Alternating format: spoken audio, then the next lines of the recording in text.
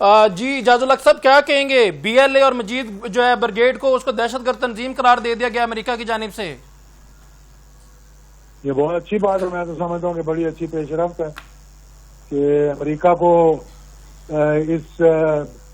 اس کو ڈکلیئر کیا دہشت گرد. یہ میرا خیال ہے کہ ہندوستان کو ایک میسج دیا انہوں نے, جس طرح باقی میسج دے رہے ہیں نا ہندوستان کو, کیونکہ ان کے پیچھے جو یہ جس کی پراکسی ہیں اور جو اس کے پیچھے جو اس کی فائنینسنگ کر رہے ہیں, جو ان کو اندرون ملک برون ملک یہ سارے جو چیزیں مہیا کر رہے ہیں, پیسوں سے لے کر اسلحے سے لے کر اور ٹریننگ سے لے کر, یہ اصل میں امریکہ نے ہندوستان کے منہ پر چپیڑ ماری ہے ان کو دہشت گرد ڈکلیئر کر کے.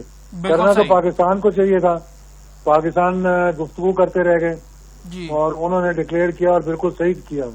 بالکل صحیح. یہ آپ جو فیلڈ مارشل سید آصف منیر صاحب ہیں, ان کے دورے کو کیسا دیکھتے ہیں آپ؟ ابھی ریسنٹلی جو امریکہ کا دورہ کیا ہے انہوں نے, اجاز الحق صاحب. دونوں دورے ان کے جو رہے ہیں اس میں بڑی پیش رفت ہوئی ہے. امریکہ پاکستان کی قربتیں جو ہوئی ہیں اور جو ڈونلڈ ٹرمپ کو اور امریکی ایڈمنسٹریشن کو پاکستان کا خیال آیا ہے, اور خاص طور پر اس دفعہ تو ان کو جنرل کوریلا کے جو ریٹائرمنٹ تھی اور نئے آ رہے تھے تو اس تقریب میں ان کو بلایا ہوا تھا.